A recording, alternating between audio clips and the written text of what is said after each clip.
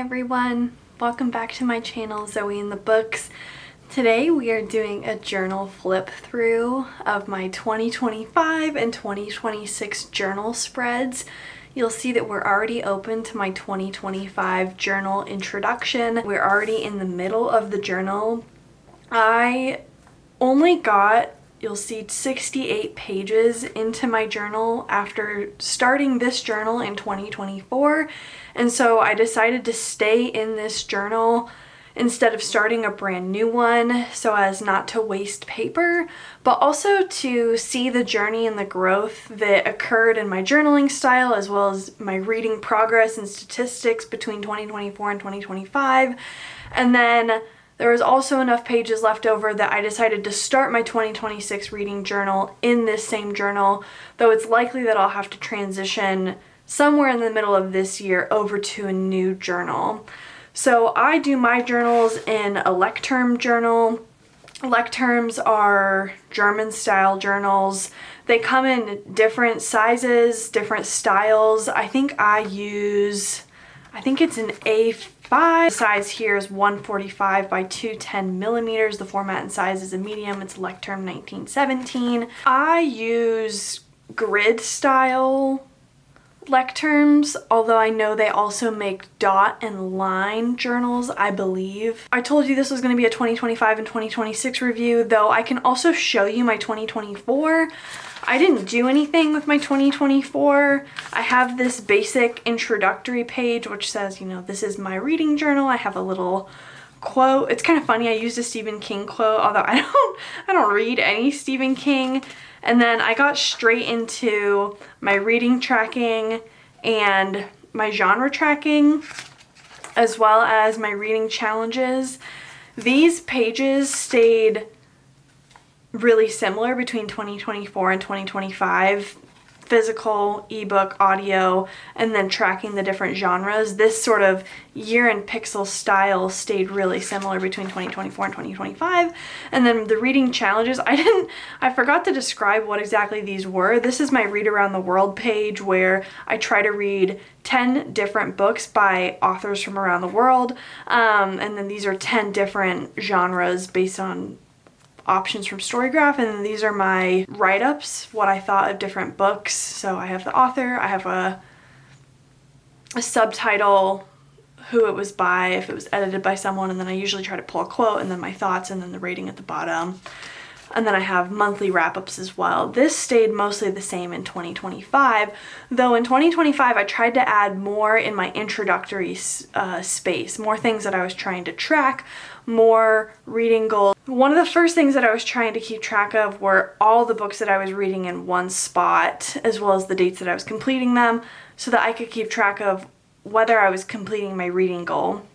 The reading goal that I set for myself in 2025 was 50 books, and I beat that. I read 61 books. I didn't number the books as I was going, but I know now that we've hit the end of the year, I've read 61 books, and I'm tracking all the books that I've read, what date I've read them. When we flip to the next page, as I've mentioned, similar to 2024, this is my year in pixel, my daily reading tracker, the type of book that I'm reading, physical, ebook, audio, and then skipped. And then I also have my daily genre tracker.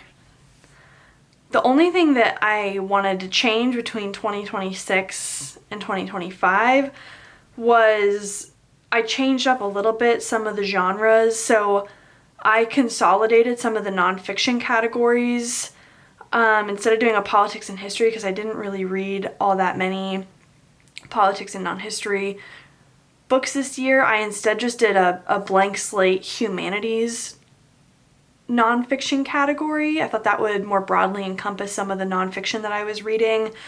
And then also I kind of panicked at the end of the year. I read Slay, which I covered in my 2025 reading wrap-up. It didn't neatly fit into any of the categories that I had here, and although I know young adult isn't technically a genre, I just didn't know how to classify it based on the categories that I had, so I created a new genre for it, and so I didn't do that again in 2026. Instead, I created, like, I have a literary category here, I also created a contemporary category to better categorize some of the more plot-focused general fiction that I might be reading. But I did move forward with the Year in Pixels format that I have here because I really like to visualize how I'm reading and then what I'm reading. Moving forward, similar to 2025, I have my Read Around the World category and my genre challenge. I successfully completed my genre challenge. I almost successfully completed my Read Around the World challenge. I completely re-envisioned my Read Around the World challenge for 2026. I really wanted a way to visualize what the covers looked like and then also have a space to write out the rating below it. So that's going to look really, really different in 2026, which I'm looking forward to. And then I'm not doing the 2025 genre challenge. As I mentioned in my reading wrap up, there's just quite a few books that on the genre challenge that I end up not being interested in. Like children's books tend to be on this list. I'm just not interested in reading children's books at this point in my life. Some of the nonfiction books, especially the biographical ones that force you to read about characters that I'm not interested in, like sports personalities, tend to be ones that I'm not that interested in. And then also poetry, I'm just not that interested in poetry personally. So sometimes this ends up being a mixed bag. And then already I really read pretty widely in my genres. And so I just think there's other challenges that can get me to read widely, encourage me to read widely without pinning me into genres that I just absolutely am not interested in. So I'm not moving forward with this one, and instead I introduce new challenges for myself in 2026 that I'm really looking forward to. This was the first year that I tried to visualize the books that I have on my shelf. I didn't know how many books I had and what this was gonna look like, and so I gave myself way too much room, and midway through doing this last year, I really didn't like how it looked because I don't buy that many books. I utilize my library system. I have a really solid library system living near DC, and specifically being in Northern Virginia, all of the Fairfax County, Arlington County, and the city of Alexandria all have reciprocal borrowing systems, and so I have ready access to 3 different library systems that are very well funded. So I don't have the need to buy books really. I have, like I said, really well funded and really large library systems that I am privileged to have access to. So most of the books that I've had since between 2020 and 2023, or I get from my family when I go back and visit them or when they come and visit me, and they all fit on 1 or 2 pretty small bookshelves. And so I gave myself 2 pages thinking that I would utilize it all. Clearly I did not.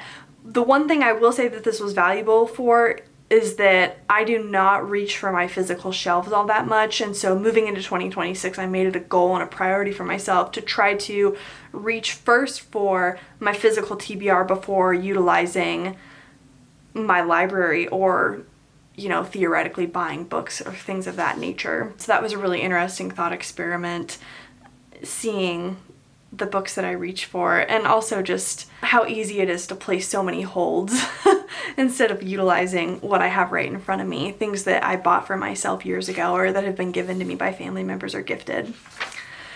Okay, next up, I created this little system to try to keep note of books that have been gifted to me, or like I said, my family and I, whenever we see each other, we try to exchange books with each other. I did not utilize this, and so I'm not moving forward with it, even though I was gifted books and did exchange books with my family. I just didn't keep track of it, so I didn't move forward with it.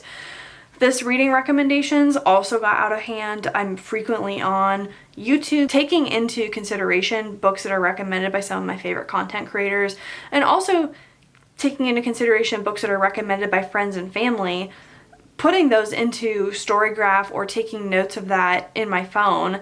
But it wasn't something that made it into my book journal, and so it's not something that I moved forward with in 2026, but it was an interesting thought experiment to see if it was something that would be useful for me. It wasn't, but if it's something that would interest you, hopefully maybe this is something that inspires you. What was really useful for me was this library cost savings calculator. As I mentioned, we have a really well funded and really expansive library system at my fingertips, and it's something that I visit at least 2, 3, sometimes 4 times a month. Sometimes I'm there every single weekend. And so I tried to keep extensive track of how much something would cost online if I were to buy it instead of having checked it out at the library. And at the end of the year, with just the books that I checked out, not including nonfiction like travel guides or cookbooks, things of that nature, or even all the magazines that I looked at. I frequently check out Bon Appetit or other cooking magazines, as well as there were a number of wedding planning magazines that I was looking at as I was planning my wedding. I didn't include the cost of any of those. I was keeping track of them, but I wasn't counting the costs. Just the cost of the books that I was checking out this year, I saved over $800 that I would have been spending on new and or used similar cost books or ebooks or audiobooks. I use comparable priced things of that nature. So that was a huge win this year. Again, just for the books, ebooks, and audiobooks that I checked out, not including nonfiction, cookbooks, and magazines that I also utilized from my library. And that's not to mention the other things that come from your library, like free programming. Sometimes libraries will lend out home goods or all sorts of other programming that they do. So this was a huge win and something that did go forward, and I gave it more space in order to better categorize and track some of these other extraneous things that I wasn't tracking this year. Something that I see a lot of people use their book journals for is trying to develop out personal learning curricula, and I wanted to try to utilize my own personal book journal to do something of a similar effect. However, I didn't give myself enough space to effectively build out a curricula for topics that I was interested in. You can see I was interested in learning more on topics of kindness, nutrition, photography, yoga, burnout and career guidance, and then as well as home ownership and home buying. And while I checked out books on some of these topics, I just didn't have the space to build out a full curriculum on these topics. And so I've transitioned kind of this thing to one of my other personal journal, my daily journal, that has a lot more space for me to explore ideas and other rambling thoughts that I have. So that's where that'll go in the future. And then if there's books that I want to add to my TBR, I gave myself quarterly TBR space in my 2026 section that I can add books to. And hopefully that'll be a better system for me moving forward. But I liked the idea of this. It was a good experiment to play around with. And I think there is a way to do this in my book journal. It just, for me, this layout didn't work for me this year. But I know people have done this. I just didn't plan it out effectively. I liked this book adaptations, and it did I don't really watch a lot of movies or shows, but having this book adaptation section did encourage me to watch some additional shows or try to reach for shows or do the reverse. For instance, one of the shows that I'm watching right now is Killing Eve, and I'm really looking forward to reading the novellas that Killing Eve is based off of when I finish the show and try to do a comparison once I'm finished with that. So I really liked this, and I did move forward with this in a slightly adapted format for 2026. The other thing that I'm moving forward with in 2026 is my series tracker. I know a lot of people have complaints about series trackers because sometimes, especially in fantasy series, there's, non-linear series, or there's a main series, 1, 2, 3, but then sometimes, especially, for instance, with The Expanse, I know there's like 1.1 or 1.2, mini novellas that are inserted between the main book that becomes difficult to track with a traditional series tracker like this. But I just know in my brain I'm tracking the main books within a series arc, and that's how I've made peace with my series tracker. And if I want to track other elements of the series or offshoots of the series, I can create additional lines or just track it separately outside of the series tracker in my other write-up sections where I talk about books individually. And this has been a fun way to remind myself to pick up books and not let series stagnate for too long. So I did move forward with the series tracker, and I have so many series that I want to get to, but this has also been a good way to humble myself and force myself to continue in series before getting too deep into other ones. The other thing that I did this year was I created my own book bingo to encourage myself to read broadly and just try to gamify my reading experience, which was really fun. I had a good time with this. The only problem that I have with this book bingo is that now there are some of the prompts that I just can't remember what they were. For instance, I don't remember what the prompt was for Well of Ascension. I think it was an animal character, but I don't remember. I definitely don't remember what the prompt was for Harold the Ninth. Trust was, I believe, a prize-winning novel. King Lear, I believe, was a book published before 1800. First Time Caller was a romance with a male point of view. Last Night at the Telegraph Club was a banned book. Because of Miss Bridgerton, I don't remember the prompt. Caliban's War was an adventure. I didn't get to a local author's book. I didn't get to a nonfiction about DC. Thousand Autumns, don't remember the prompt. There's Only One Bed, that popular romance trope. I didn't find a book that completed that. This was my free square, so I have a washi tape that I cut out and completed here. St. Sebastian's Abyss, I don't recall what the prompt was for this. The Known World was a book set in Virginia. The Dream Hotel, I believe, was 2025 release. Mr. Penumbra's 24-Hour Bookstore was a book with a number in the title. The Stranger was a classic. Beautiful World, Where Are You is a book about friends. The Fifth Season, I don't remember what the prompt was. Funny Story was recommended by a bookseller. Dust, I don't remember what the prompt was. A Book You Got for the Cover, I didn't get to that one. Gideon the Ninth, I don't recall. And then Project Hail Mary was a book that made me laugh. And so while I loved this and had a lot of fun with this, moving into 2026, one of the things that I did is I replicated this. I did bingo again, and I created my own prompts.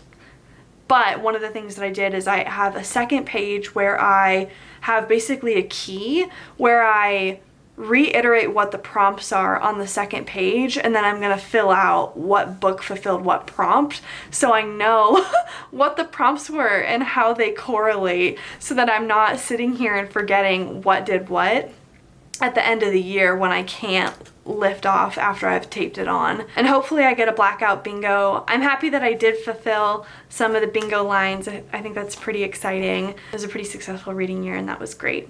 And then otherwise I have my rating scale. I think it was really helpful to write out what I think my rating scale is. I refer to this every single time I read a book and I'm writing about it. And at the end of my write-up, I come back to this and I think through, okay, where is it? Is it a 4? Is it a 4.25? Is it a 3.75? Where am I with this book? In 2026, I refined it a little bit and expanded on a couple things.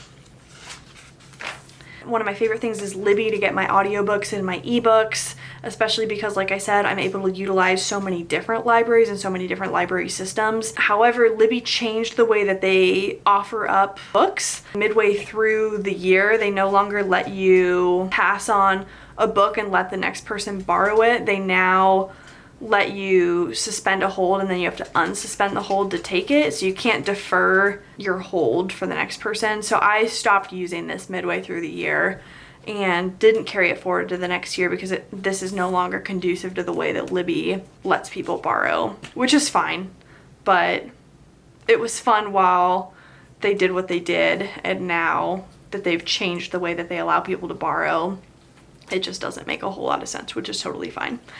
And then finally, for my IRL friend book club, I like to track what books we read, what I thought of them, what my rating was, what the author was, what month we did it. In the summer, you can see we skipped quite a few book clubs, but we got back on track starting in October, and we're now planning on a quarterly basis, which I think will be more effective in keeping us on track. And I don't know, I love this group. We all have a good time in it, and it's a good way to remember who's doing what. The only thing I changed about this moving into 2026 is now I also record who's facilitating the conversation, which is kind of fun. But now I'd like to show you some of my spreads for the individual books. I make spreads for every single one of the books that I read. Even if it's a book that I don't particularly love, I have thoughts about it, and I try to use my journal to capture the thoughts that I have and to really reflect on the reading experience that I've had and anything that I might have gleaned from the book. I try to use this journal as a space to explore and analyze any takeaways that I might have had from the reading experience. And yeah.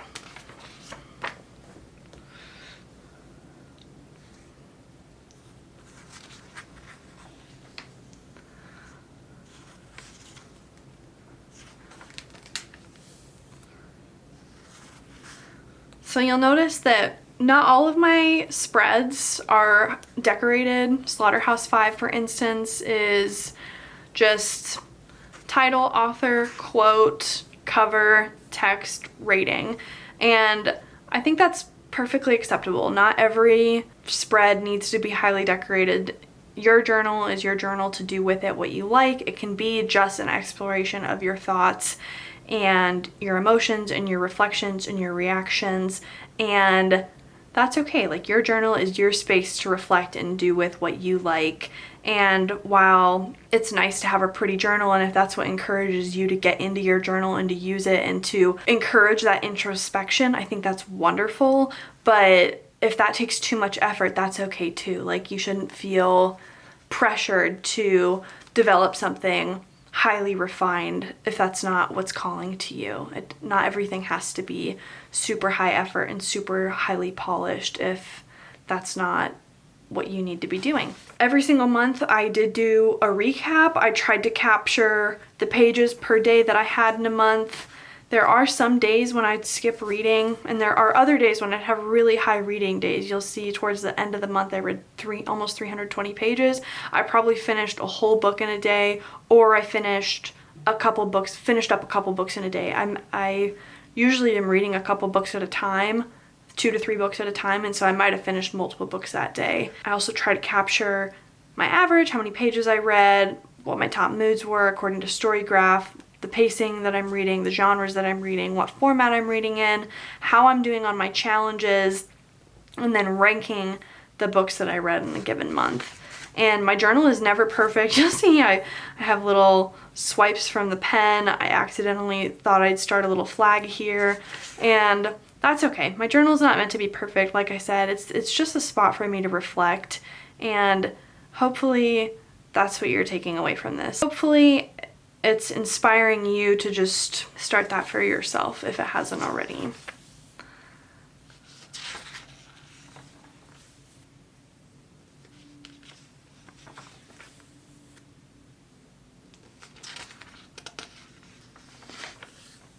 I will say a lot of the decorative elements that I get, and also the covers, I just print them from the internet. I format these in a word processor, all my covers. So if I read it on audio, it's a 2" by 2". If I read it on ebook or on print, it's 1.5" by 2". And then these other elements I just grab from the internet, and I just print them however I'd like them, whatever size I'd like them to be. Sometimes I match them to the cover. Sometimes I match them according to what I think is going to look good on the paper. Sometimes I tear them for decorative elements. Sometimes I cut them. Other times I use washi tapes or decorative sticker elements. It just kind of depends on what I'm going for in my journal. Sometimes I use like basic processing to edit the image. So I just use word processor to recolorize this picture of Stanford to be purple to match the deep end cover. I don't do anything crazy. I don't spend a ton of time in my journal. I know some people spend a ton of time editing and refining. These are basic stickers from, I think, Happy Planner.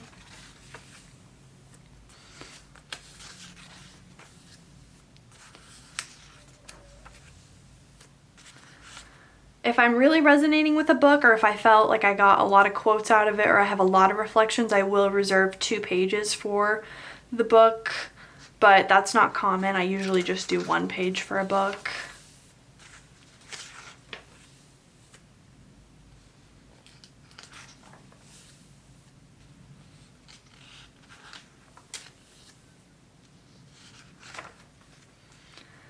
if I read a nonfiction, sometimes I will reserve some of the notes that I took on sticky notes, especially if it's a library book and I have to give it back. I'll keep the sticky notes that I had, especially this was a book club book, so I kept the sticky notes that I took to refer to during our book club conversation.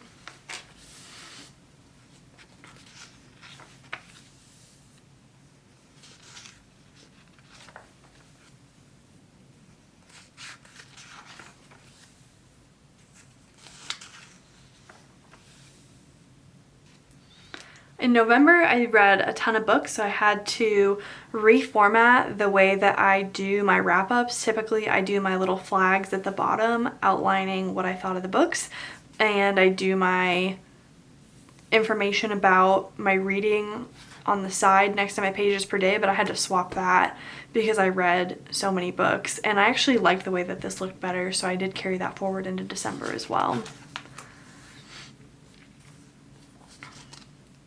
And then this was a washi tape that I used for Mr. Penumbra's 24-hour bookstore. This ended up being one of my favorite spreads, even though it was one of my least favorite books that I read for 2025. But, you know, sometimes that's how it goes.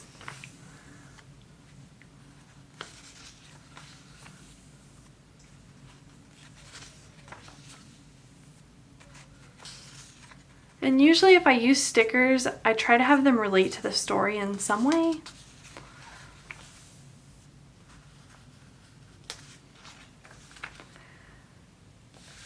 And then finally for 2025, I like to do a little stat wrap up. So in 2025, I read 61 books, 22,719 pages. My average reading time is 14 days. I went over a lot of this in my 2025 wrap up, talking about my, my top authors, my average rating. But one of the things that the StoryGraph wrap up didn't cover was the page number breakdown and my fiction versus nonfiction breakdown. For the most part, 54% of my books were between 300 and 499 pages, 16% were over 500 pages, and then 30% were under 300 pages. Between the fiction and nonfiction breakdown, I read more nonfiction this year, but it was only 16%. I'd like to read more in 2026, and that's a goal that I did set for myself. And then I read 84% of fiction. My top moods for the year were adventurous, emotional, dark, reflective, and mysterious, with a couple being funny, tense, lighthearted, informative, hopeful, inspiring, challenging, and sad. My StoryGraph wrap-up and also my 2025 wrap-up video did cover my top genres of the year, but this you can see in graphical format. But one of the things that I cover on my own using the StoryGraph tab feature, you can create your own little tags, is where my books come from. I've mentioned a couple times throughout this video that I utilize my library frequently to get my books, and that checked out in where my books came from. 29 of my books I checked out from Libby, being ebooks or audiobooks. 19 of my books came from the library. 6 of my books were physically exchanged between different members of my family or had been previously purchased using a shared Audible account that my husband's family uses. 3 were given to me for free for being a Prime member. 3 were books that I had previously or this year purchased, and then 1 book came from one of the little free libraries in my neighborhood. As I've mentioned a couple times throughout this video, I am frequently reading between 2 and 3 books at any given time, between ebook, audio, and print, and that breakdown is reflected in the format pie graph shown here. 30% of the books that I read this year were ebooks, 31% were audiobooks, and 39% were print. This information is stuff that I covered in my 2025 wrap-up, but you can read here a quick breakdown of the information as well. Of note, this number of books read and pages of months read per month breakdown is kind of interesting. For the most part, it follows a pretty similar path. The only big discrepancies are during July and August, so it looks like I read quite a few more pages in July and August. I think I was starting the Cosmere series during these months, so I was reading a lot of pages but not finishing a lot of books. And then in November, I was finishing more books but reading fewer pages, and I think part of that was due to I read a couple children's books during this month in order to fulfill my StoryGraph's genre challenge, and that might be part of the discrepancy here. And then I did cover my star graphs or my star ratings during the 2025 wrap-up video that I filmed at the beginning of the year. And with that, we can get into 2026, where I'll cover some of the changes that I made and then go over the stylistic differences as well. In 2025, I relied a lot on pen and washi tape, as well as some of these happy planner stickers, and then just pens and highlighter. In 2026, I tried to rely more on floral elements, pastels, really trying to be bright, cheerful, and happy this year. 2025 was all about fireworks and celebration and brightness, and this year trying to be bright and floral, and I don't know, just a different vibe for this year.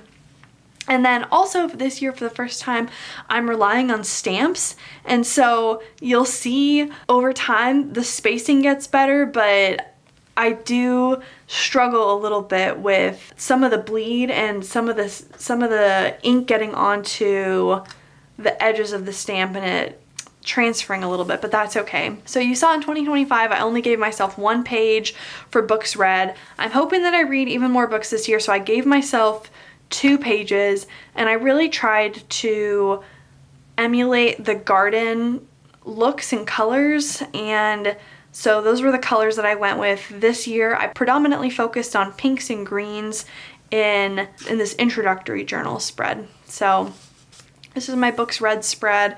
Hopefully I get past 1 page of books read. As I mentioned, during 2025, I do keep the daily trackers. So I have my format, which includes physical, ebook, and audio. I haven't started filling this in. I wanted to see what it looks like when it's blank, when it's a nothing graph. And then for genre, like I mentioned, I did reformat some of my genres. Instead of having, for instance, like a young adult, I got rid of that because, as I mentioned, it's not technically a genre, but I did include a contemporary. I do have a space for memoir and biography. I lumped together humanities and social sciences and then created another space for like other nonfiction. Historically, how I've done the genre tracker is I'll fill in genres as I go. So this would have been blank, and as I read a genre, I create a box and fill it in. But that was getting to be problematic because I was running out of colors. And so towards the end of the year, I would be out of colors, and then I'd be panicking because I wouldn't know what to do.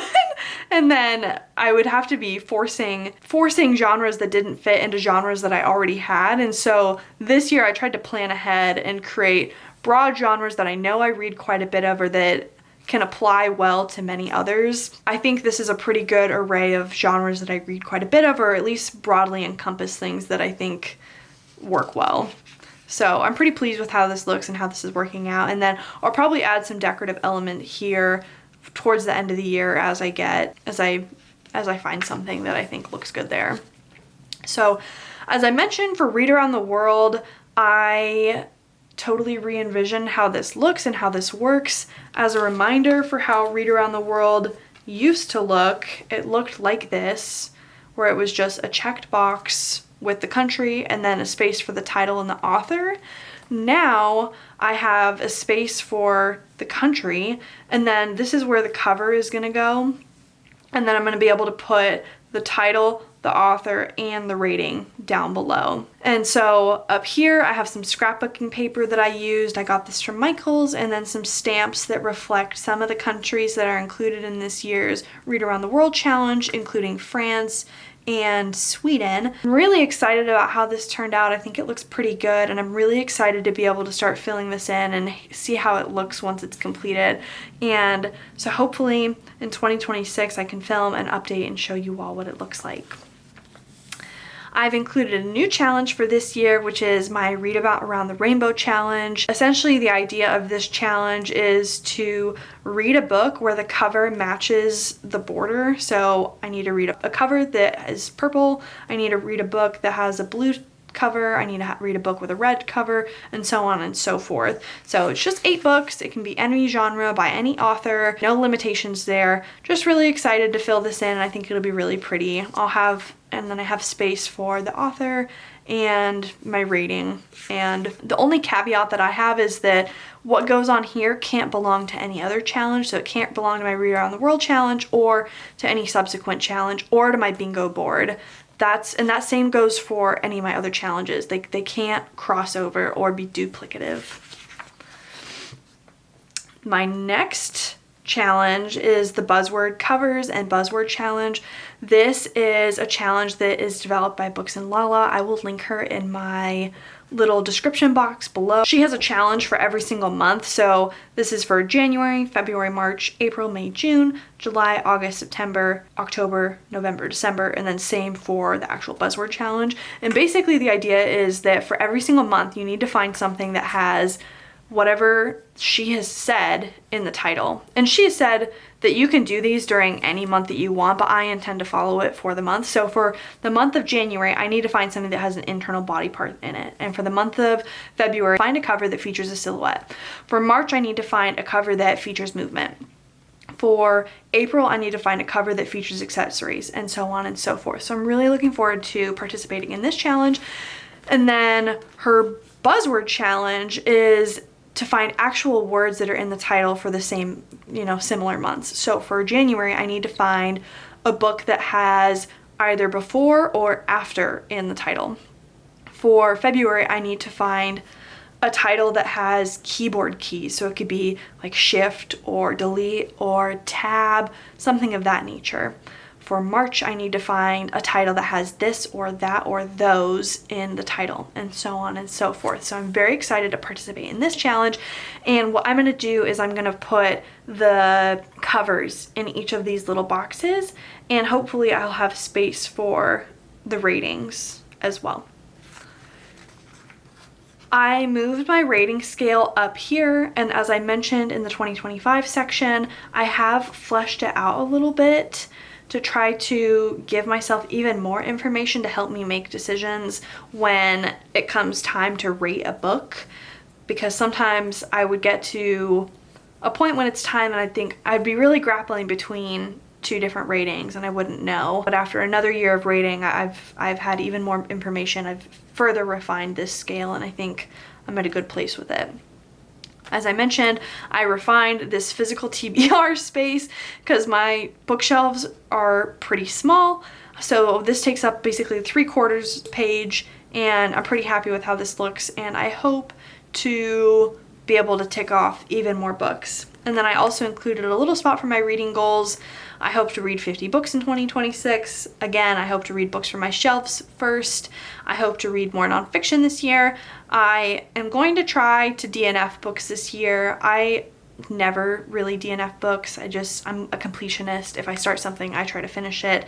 And then also starting my YouTube channel, which I've already done. But I'm gonna try, I wanna stick with it, posting every other week, and really excited to see where that goes. I stuck with my series tracker. I'm excited with how it looks, and I left a little bit of space to continue on. There's a lot of series that I want to read.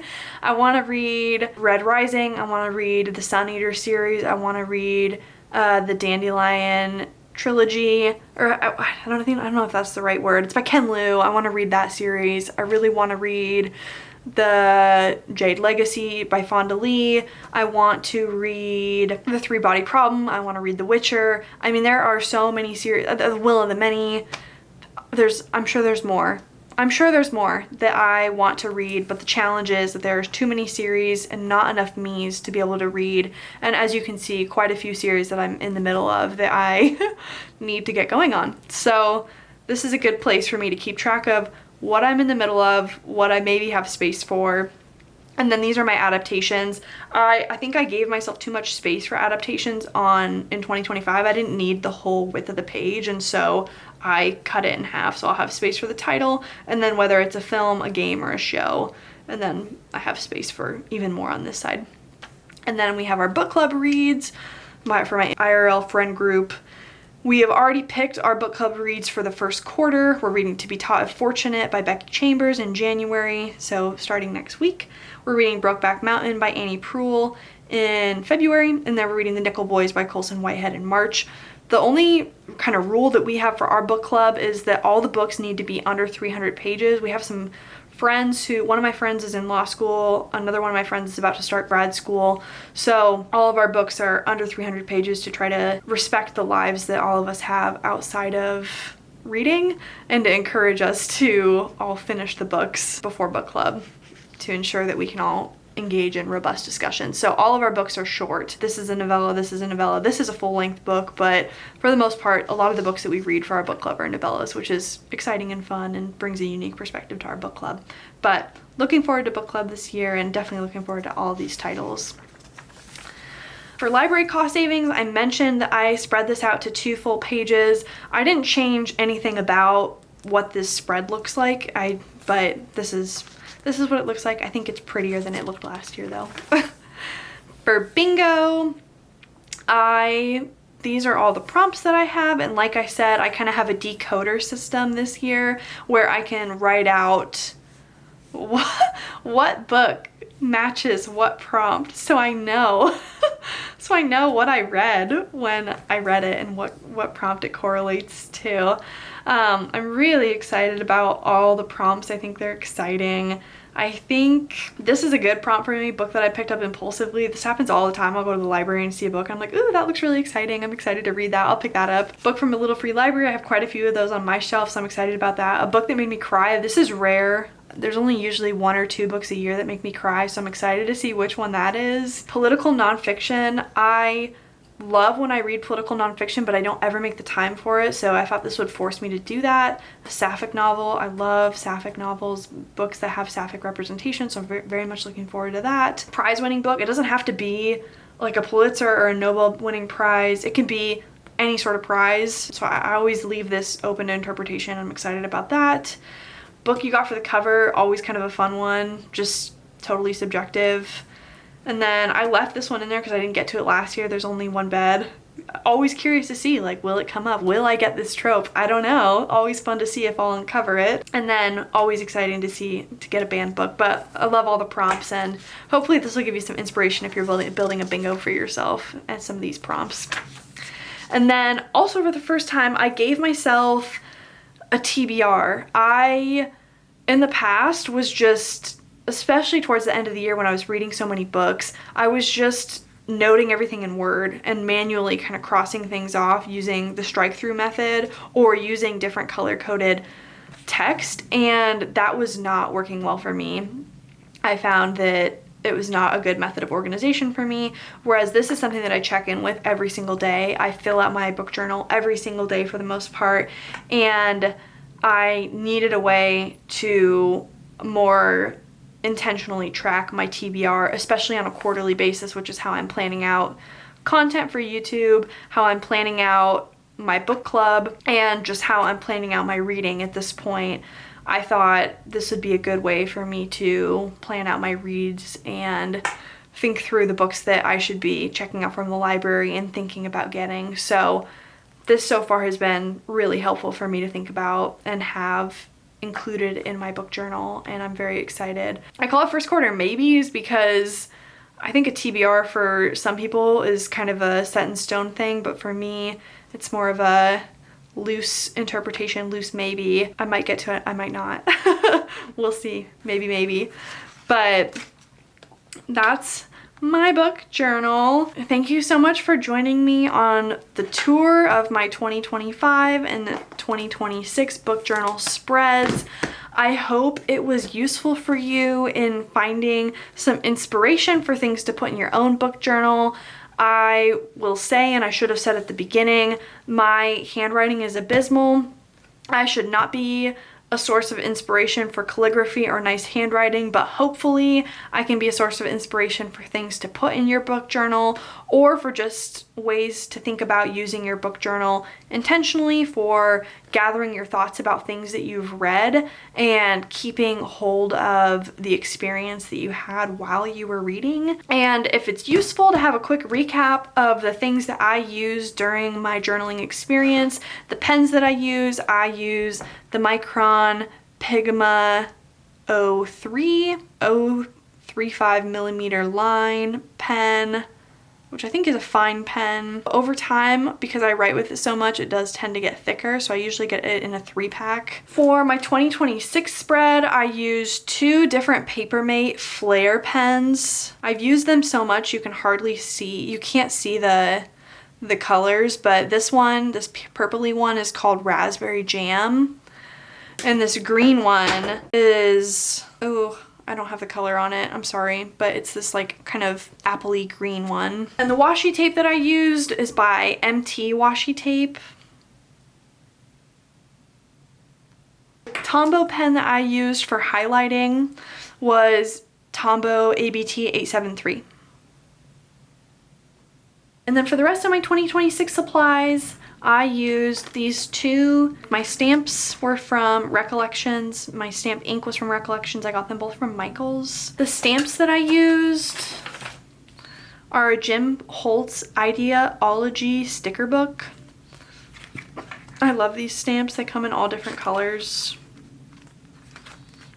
These were a gift from my mother-in-law when she was last here. And I use them for a lot of my international spreads, or my like internationally focused spreads. This is the scrapbook paper that I used for my Read Around the World spread, and I got this from Michaels a couple years ago. I just bought a big sheet of it, and I've been using it intermittently since then. For my 2026 page spread, I used paper from this Maggie Holmes Flourish. For my 2025 spreads, I utilized a number of the Papermate Flares, all scented. The first of which is called Buttermilk Biscuit.